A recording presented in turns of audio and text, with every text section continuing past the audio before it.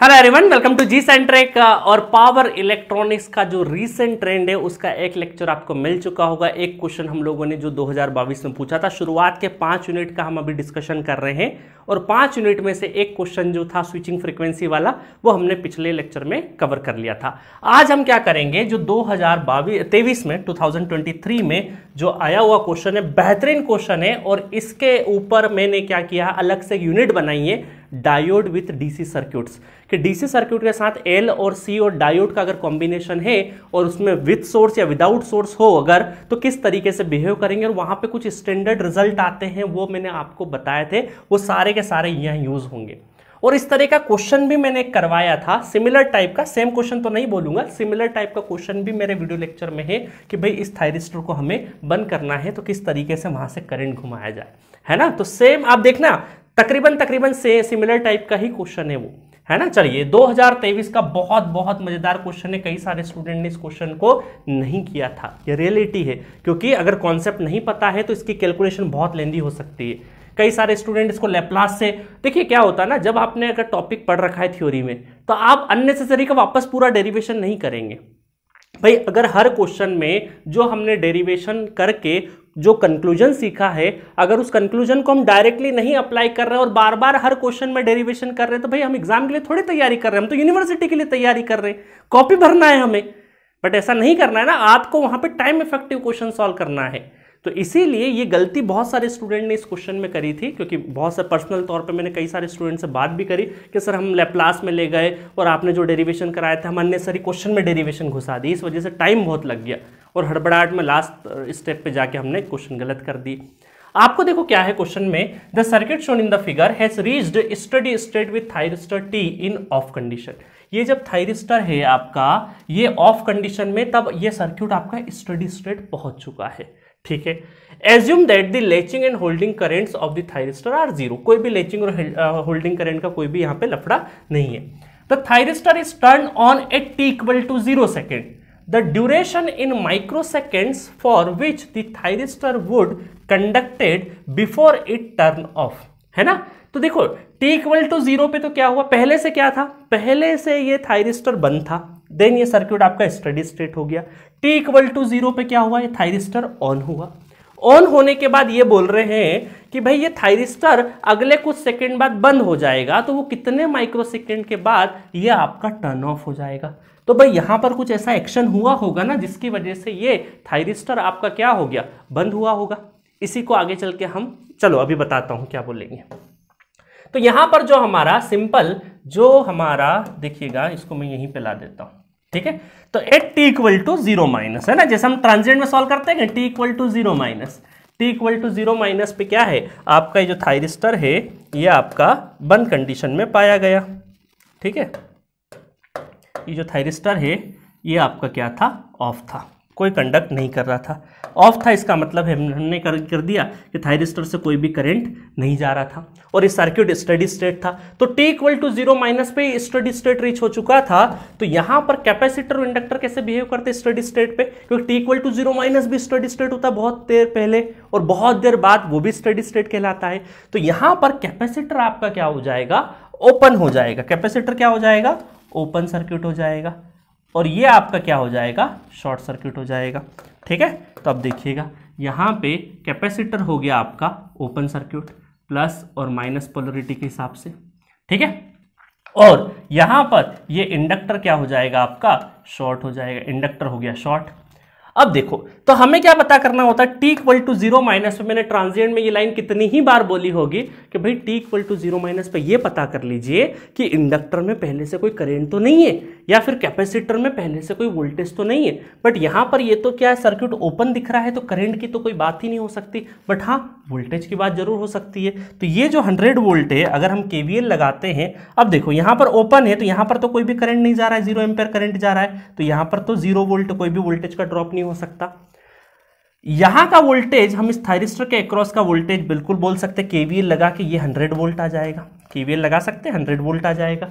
और अगर ये हम लोग यहां पर भी KVL लगा दें तो ये भी क्या हो जाएगा, ये भी आपका 100 वोल्ट आ जाएगा, ये भी आपका आ जाएगा 100 वोल्ट। इसका मतलब है कि कैपेसिटर में पहले से 100 वोल्ट का चार्जिंग है, हम ये बोल सकते हैं, है ना, स्टोर कर लिया है वोल्टेज के फॉर्म में और 100 वोल्ट का है। तो अब देखो आपने बस t इक्वल टू 0 माइनस पे क्या किया, कैपेसिटर में पहले से कितना आपका यहां पर चार्ज स्टोर है और उसका वोल्टेज कितना है वो पता लगा लिया। इंडक्टर में कुछ भी नहीं है, करंट नहीं है क्योंकि ओपन है तो करंट 0 है। अब ये मत पूछना सर ये केवीएल से कैसे कर लिया, अब वो तो आप कर ही सकते हो, इतना नेटवर्क तो आपको मैं उम्मीद करता हूँ आएगा। यहाँ पर भी मैं वही वापस यहाँ वीएस लेके और इस तरीके से सॉल्व करता, तो हम ये बोल सकते हैं कि जो हमारा ये VC 0 माइनस है ये हमारा कितना है 100 वोल्ट है, ये क्या है हमारा 100 वोल्ट है। और स्विचिंग एक्शन जब ट्रांजिएंट होगा तो 0 प्लस पे भी यही वोल्टेज एक्ट करेगा। अब देखो क्या हुआ, अब नेक्स्ट लेके आते हैं। फिर क्या हुआ, जैसे ही t इक्वल टू 0, जैसे ही t इक्वल टू 0 प्लस की कहानी अगर देखें, प्लस का सर्क्यूट ड्रॉ करें हम थोड़ी देर के लिए, t इक्वल टू 0 पे क्या हो रहा है आपका, t इक्वल टू 0 पे थायरिस्टर ऑन हो रहा है, तो 0 प्लस क्या है 0.00001, मतलब हल्का सा जो पॉइंट है, 0 के बाद हल्का सा जो पॉइंट है वो हमारा 0 प्लस कहलाता है। तो वहां पर जो आपका ये थायरिस्टर है ये हो चुका है ऑन, ये थायरिस्टर क्या हो चुका है, ऑन हो चुका है। ऑन होने का मतलब, थायरिस्टर ऑन होने का मतलब क्या है कि भाई वहां से करंट पास होना स्टार्ट हो गया। और ये जो 100 वोल्ट इसके अंदर था कैपेसिटर, जो चार्ज कैपेसिटर था पहले से, वो अब डिस्चार्ज करने लगा। अब वो क्या करने लगा, डिस्चार्ज करने लगा। और डिस्चार्ज करते करते करते करते इस तरीके से करंट घुमाएगा और एक करंट यहां से भी आएगा, एक करंट ऐसे भी फ्लो करेगा। तो इसको मैं I1 करंट बोल दूं, इसको मैं I2 करंट बोल दूं, है ना। और हमें क्या करना है, हमें इस थायरिस्टर को बंद करना है। अब ये थायरिस्टर में जो जाने वाला करंट है, ये मेन थायरिस्टर अगर बोलूं तो IM, ये मेन थायरिस्टर है। तो भाई ये थायरिस्टर में जाने वाला जो करंट है IM, अब देखो यहां पे तो दोनों करंट उसी डायरेक्शन से जा रहे हैं, उसी डायरेक्शन से जा रहे हैं। तो इस IM को क्या मैं ऐसा लिख सकता हूं, I1 प्लस I2 लिख सकते हैं सर। भाई IM क्या है, दोनों का एडिशन ही तो है, I1 इधर से आ रहा है, I2 इधर से आ रहा है। इस 100 वोल्ट की बैटरी से इस तरीके से आपका करंट फ्लो कर रहा है और यहां पर ये जो कैपेसिटर है, कैपेसिटर डिस्चार्ज हो रहा है इस पाथ से, है ना। इस पाथ से क्या हुआ, डिस्चार्ज हुआ। पहले तो क्या हुआ, इसने अपने अंदर चार्ज लिया, अब डिस्चार्ज कर रहा है, डिस्चार्ज कर रहा है तो करंट का पाथ ये रहेगा। तो IM करंट इक्वल टू क्या हो जाएगा, I1 प्लस I2। अब आपको ये ध्यान रखना है कि भाई ये IM करंट जब 0 हो जाएगा तब आपका, अगर ये IM करंट 0 हो जाए तब हम बोलेंगे कि भाई ये जो थायरिस्टर है, थायरिस्टर ये क्या हो जाएगा, ऑफ हो जाएगा। ये क्या हो जाएगा, ऑफ हो जाएगा। बस यही तो सवाल है, बस यही तो सवाल है कि भाई ये IM 0 हो जाए तो ये आपका थायरिस्टर ऑफ हो जाएगा। ठीक है, चलो अब देखें तो I1 और I2 निकाल लेते हैं। तो सबसे पहले हम I1 करंट को कैलकुलेट कर लें, तो I1 करंट तो बड़े आसानी से कैलकुलेट हो जाएगा। I1 करंट तो यहां से केवीएल घूमेंगे, देखो प्लस माइनस, तो ये क्या हो जाएगा 100 डिवाइडेड बाय 4, तो ये हो गया 25 एम्पेयर। तो I1 हो गया 25 एम्पेयर। अब फंसता कहाँ है स्टूडेंट, I2 में फंसता है। बट हमने कई सारे डेरिवेशन, स्टैंडर्ड डेरिवेशन करे हैं जहां पर पहले से अगर कोई वोल्टेज है कैपेसिटर में, VC ऑफ 0 माइनस का कोई वोल्टेज है और LC सर्किट है, तो वहां पर स्टैंडर्ड जो करंट का नोटेशन आता है, स्टैंडर्ड करंट का लिखते हैं, वो लिखते हैं IP साइन ओमेगा नॉट। याद है कि नहीं, हम लोगों ने कई बार लिखा है, ये कई बार लिखा है। अगर ये नहीं पता है ये कहां से आया है तो वही लेप्लास और सारा का सारा हम लोगों ने सॉल्व करके, पूरा डेरिवेशन सॉल्व करके रिजल्ट लेके आते हैं कि किसी भी LC सर्किट में पहले से अगर कोई वोल्टेज है कैपेसिटर में तो किस तरीके से आपका करंट का एक्सप्रेशन आता है, वही एक्सप्रेशन हमें यूज करना है। अब IP क्या होता है, IP होता है आपका VS, जो कि पहले से आपका जो कैपेसिटर में जो करंट है ना, सॉरी वोल्टेज है, पहले से जो वोल्टेज है, तो वही वोल्टेज जो सोर्स वोल्टेज होता है वही वोल्टेज यहाँ पे है अभी, है ना।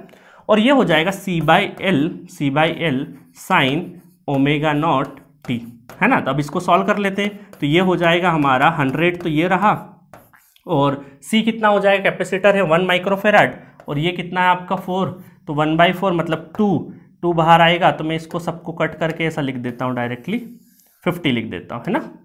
2 स्टेप बचा लेते हैं, 2 स्टेप बचा लेते हैं, तो डायरेक्टली क्या हो जाएगा 50 साइन ओमेगा नॉट टी, है ना। और ओमेगा नॉट क्या होता है, ओमेगा नॉट इसका फ्रीक्वेंसी। LC सर्किट में ओमेगा नॉट क्या होता है, ओमेगा नॉट होता है 1/√LC। अभी कैलकुलेट कर लेंगे जब जरूरत पड़ेगी हमें। चलो तो अब क्या करें हम लोग, बस यहाँ पर रख देते हैं। तो ये अगर 0 करेंगे तो 0 equal to I1 plus I2, है ना। और यहाँ पर क्या हो जाएगा हमारा, ये हो जाएगा I1 25 है, 25 plus 50 sine omega naught t equal to 0।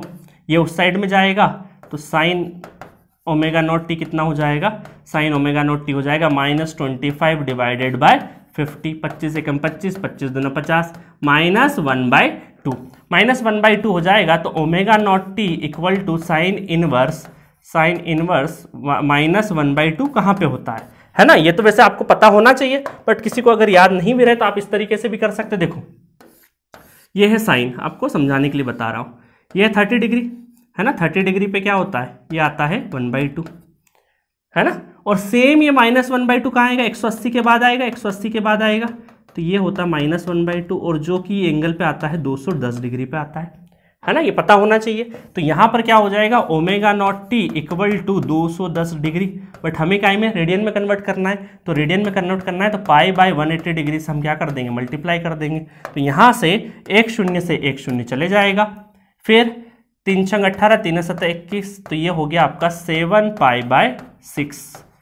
अब हमें क्या करना है, ओमेगा नॉट की वैल्यू निकालनी है। ओमेगा नॉट की वैल्यू देखो कैसे निकालते हैं। ओमेगा नॉट की वैल्यू बड़ी आसान है, 1/√1 माइक्रो है 10⁻⁻6 इंटू 4 इंटू 10⁻⁻6 है ना। कैपेसिटेंस मैंने उल्टा रख दिया, ठीक है। इंडक्टेंस की ये वैल्यू है और कैपेसिटेंस की वैल्यू 10⁻6 क्या हो जाएगा, बाहर आ जाएगा, बाहर आके ऊपर चले जाएगा तो 10⁻+6 हो जाएगा, और 4 बाहर आएगा तो 2 बन जाएगा।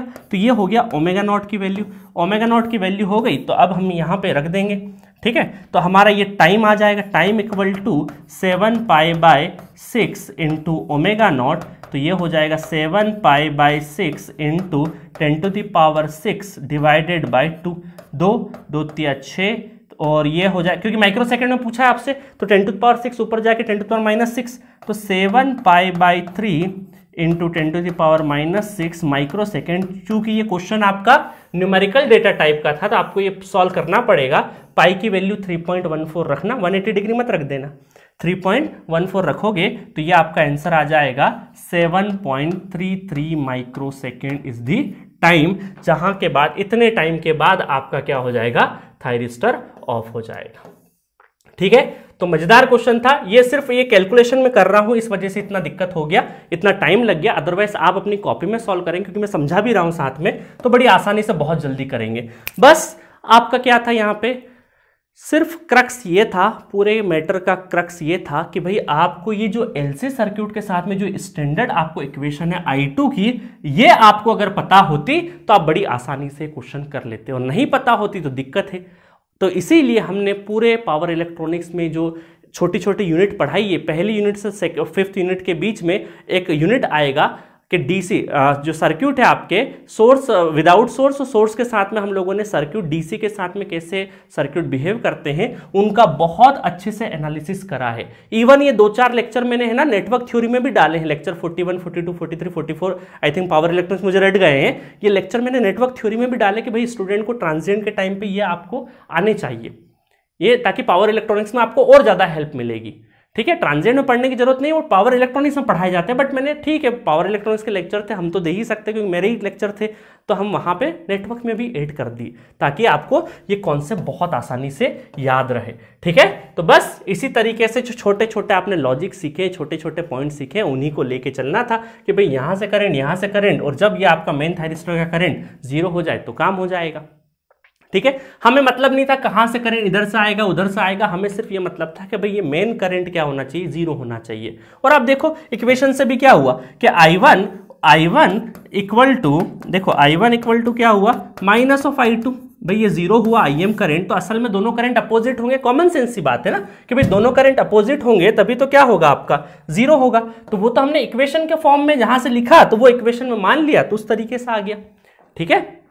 तो इस तरीके से बेहतरीन क्वेश्चन पूछा था ये, मजेदार, बहुत कम स्टूडेंट करके आए, बट जो लोग करके आए वो रिजल्ट पाए। और 2023 में आप गाइस मानिए कि 55, 53, 52 नंबर पे, 51 नंबर पे इवन बहुत अच्छी रैंक आई है। 51, 52 नंबर पे आप मान के चलिए, मैं शायद गलत भी हो सकता हूँ, मैं अंदाजा जो मुझे है वो है 250-300 के अंदर रैंक आई है। तो आप बहुत, अगर पेपर ठीक ठाक अच्छा बनता है ना तो 50, 55, 60 नंबर पे बेहतरीन रैंक लेके आ सकते हैं। और उस तरह के पेपर में अगर ये क्वेश्चन आप क्रैक करते हैं तो आप अंडर 100 के स्टूडेंट होते हैं, ठीक है। तो जाइए पूरा पावर इलेक्ट्रॉनिक्स पढ़िए, अगर पूरा पावर इलेक्ट्रॉनिक्स पढ़ना है तो पढ़िए, अगर आपको टुकड़ों में भी पढ़ना है तो टुकड़ों में भी टॉपिक वाइज हम लोगों ने पूरे के पूरे कोर्सेज बना रखे हैं। जी सेंटर के डाउनलोड करिए और वहां पर जाके बहुत अच्छे से इस सब्जेक्ट को एंजॉय करिए। तो मिलेंगे नेक्स्ट लेक्चर में 2024 के क्वेश्चन के साथ। Okay, thank you.